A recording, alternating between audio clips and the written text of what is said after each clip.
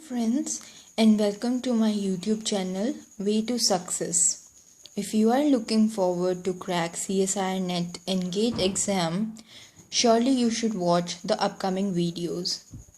Since we are left with only few months for our next CSIR Net exam, I'm going to start with the most important topics which will definitely prove to be helpful in your upcoming exam. This is my first video and I will try to cover as much as I can before the exam appears. So get ready to brush up your topics. The first topic I'm going to discuss is cell signaling.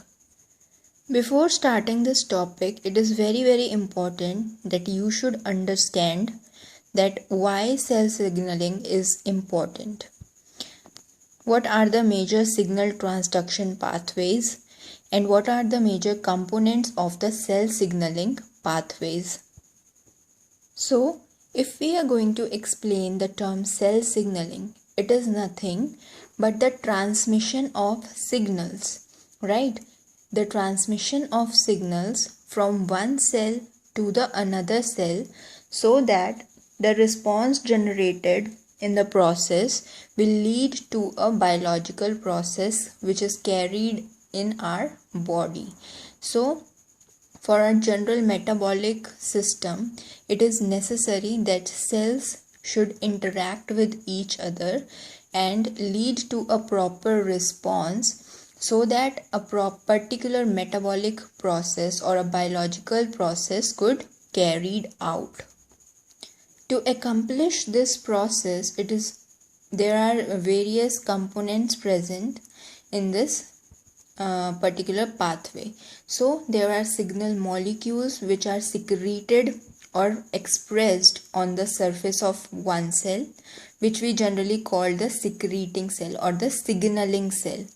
And these signaling molecules get bind to the receptors which are expressed on the other cells. For every process there is a particular step system is there, means every process leads only when there are particular steps. So what are the steps in your cell signaling is, first of all you have the signaling cell. This signaling cell secretes certain signal molecules. These signal molecules diffuse out of the cell and go and attach with these receptors. These receptors will ultimately lead to the activation by the conformational changes which take place in the inside domain, means the cytoplasmic domain of that particular receptor. After getting activated, these receptors transmit the signal to another protein molecule, that is the effector. These effectors will lead to the second messenger, means these effectors secrete second messengers, and these second messengers are nothing but the intracellular signaling molecules. These signaling molecules then activate certain other target proteins and the signal transduction pathway carried forward, and ultimately the response is being generated. This is the major pathway. So when we discuss after all these pathways, you will get to know that signal molecules or receptors, they are of different kinds, right? It is not important that the receptor is only present at the surface, it is only transmembrane in nature, but you will get to know that certain intracellular receptors are also there, which are generally present in the cytosol and nucleus of the cell. And similarly, there are certain signal molecules which are both lipophilic and your hydrophilic, means they can interact with the intracellular receptors and certain signal molecules. These can means interact with the extracellular or the surface receptors. So first of all, we are going to discuss about the signal molecules. Signal molecules can be of two types. First one are membrane bound signal molecules and second one is the secretory signal molecules. Membrane bound signal molecules are those molecules which are generally present or bound to the surface of the cell. They are not secreted through the cells, and generally these type of signal molecules lead to the contact dependent signaling pathways, which we call the juxtacrine signaling molecules or signaling pathways, right? Similarly, your secretory signal molecules, these are the secretory signal molecules are the molecules which are generally secreted out of the cell. These signal molecules get diffused from the cell and lead to the receptor signal molecule interaction at the surface of the cell. These are basically your autocrine, paracrine and endocrine signaling molecules, and these are the extracellular secreted molecules. These extracellular signaling molecules can be of two types, lipophilic molecules and hydrophilic molecules. As I have told you earlier, like there are two kind of molecules present, right? In case of juxtacrine, you will see the signaling molecule is only present or bound to the surface of the cell. Whereas in extracellular signaling molecules, these signal molecules are released out of the cell and they can interact with a particular receptor.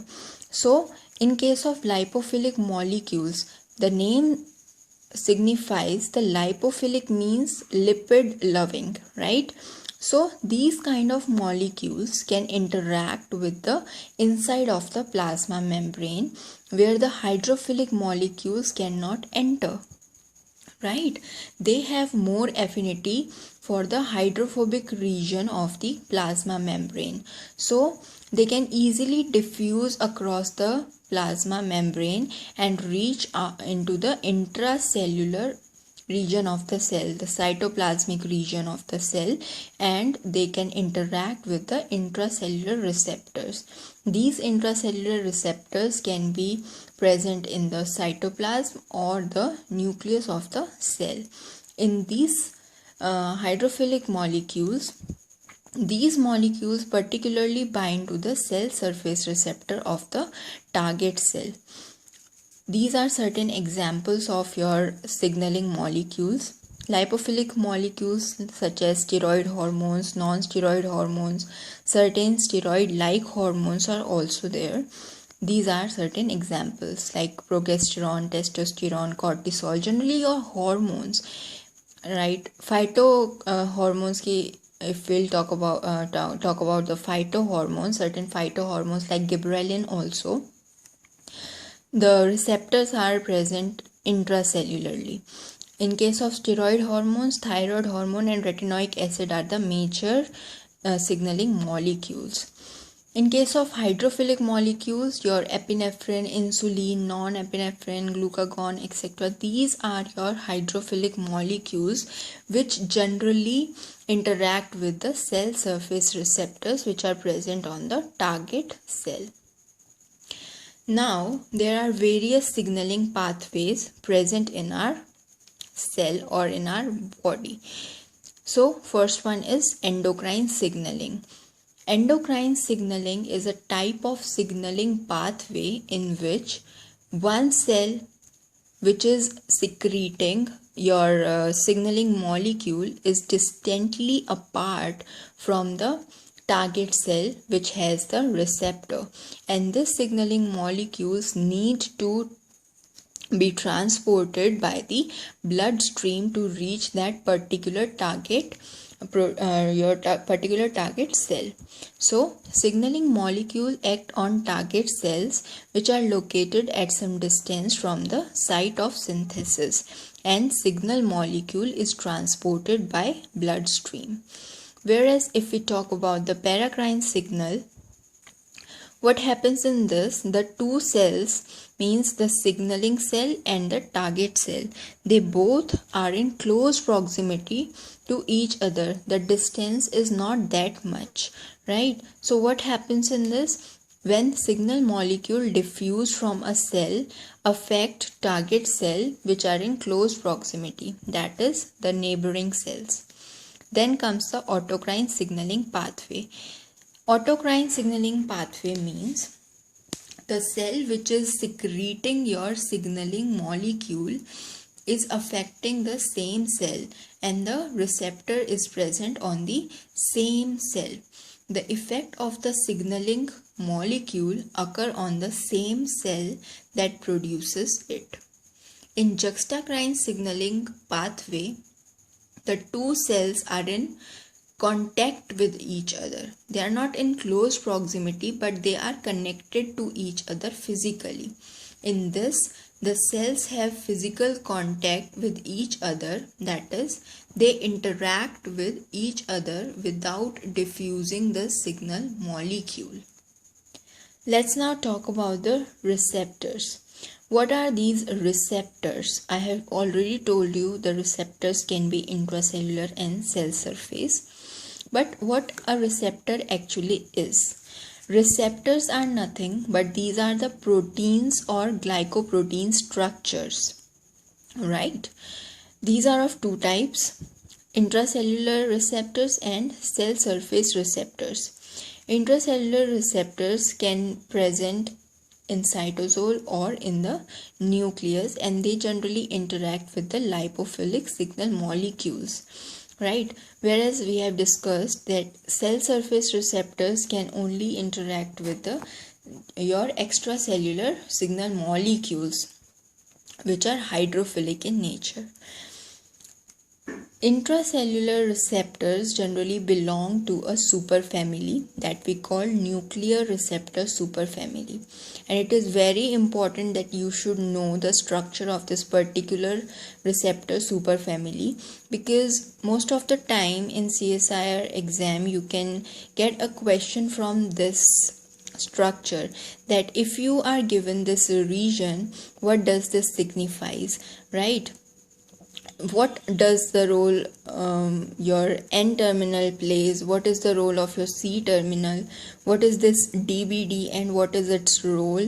Where your zinc motifs generally are found. So every region in this nuclear receptor superfamily is important to be known. So you should know the structure of this particular superfamily with their function.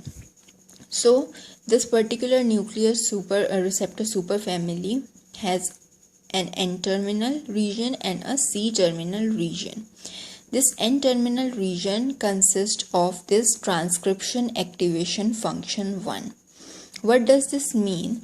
That this transcription activation function does not require the ligand binding transcription, means it can transcribe even if the ligand won't bind to it, right? N-terminal activation domain इसको बोलते हैं. This is the AB region. It contains AF1, which is ligand independent transcription activators. Second region is your DBD. DBD means DNA binding domain.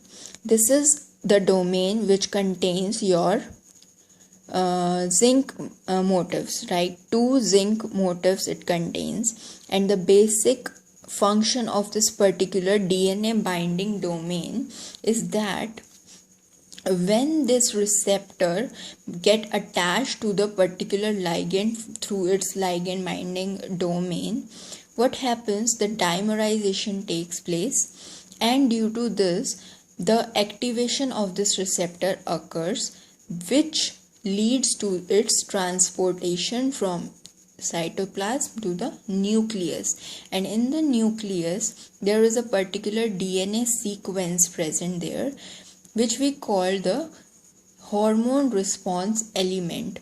That particular DNA sequence will interact with this site, this DNA binding domain, and the DNA binding domain of this receptor will bind to that hormone response element, and the response will be generated. Next comes is your ligand binding domain.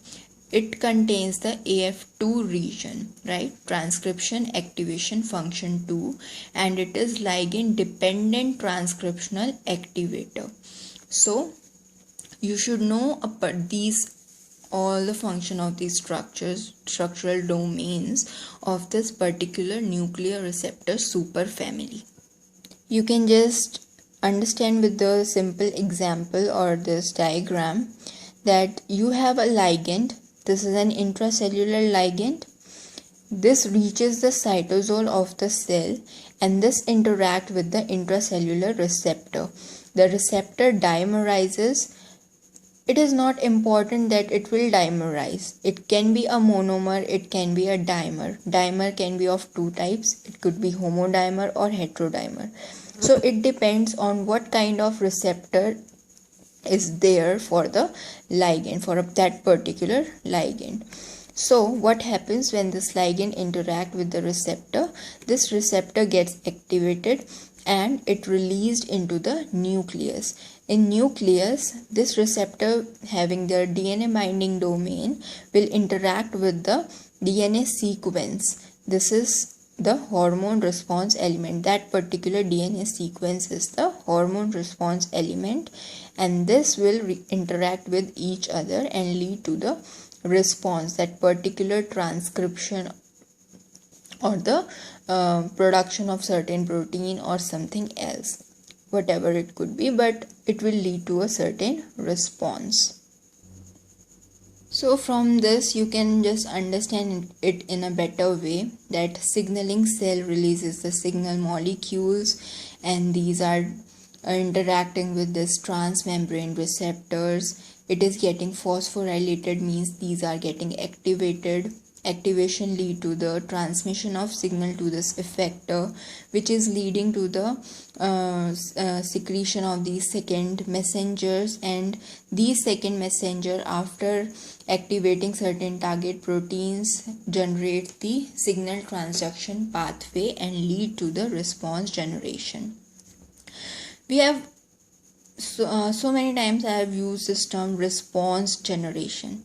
What are the responses which can be generated by the particular target cells? So it could be anything. It could be change in gene expression, like a particular cell was functioning something else, and after getting the signal it is functioning something else. So alteration of activity of metabolic enzymes. First of all, the insulin was not getting secreted, but now after getting the response, the insulin is being produced by that particular cell, right? Reconfiguration of cytoskeleton. You must have learned about the mobility of these cytoskeletons, right?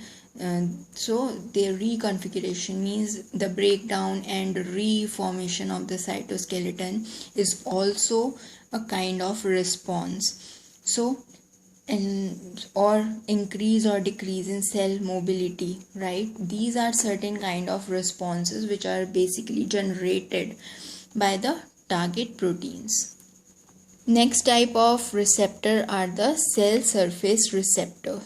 Cell surface receptors are the receptors which are basically present on the surface of the cell. These are generally transmembrane receptors which have two domains. First one is the extracellular domain, which is present outside the cell, and the intracellular domain, which is the cytoplasmic domain.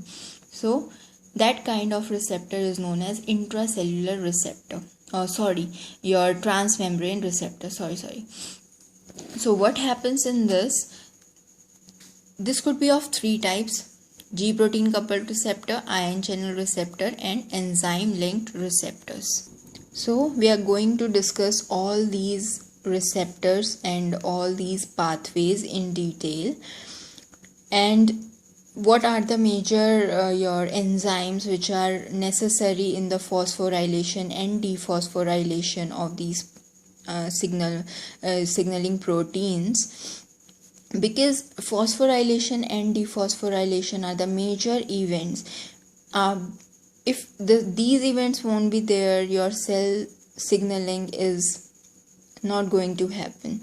So these are important things. We are going to discuss all about these in details when we are going to discuss about these particular receptors and their pathways. So till then, stay tuned, and if you like the videos, please press the like button and subscribe and share these videos with your friends, and click on the bell button to get the notifications for the upcoming video.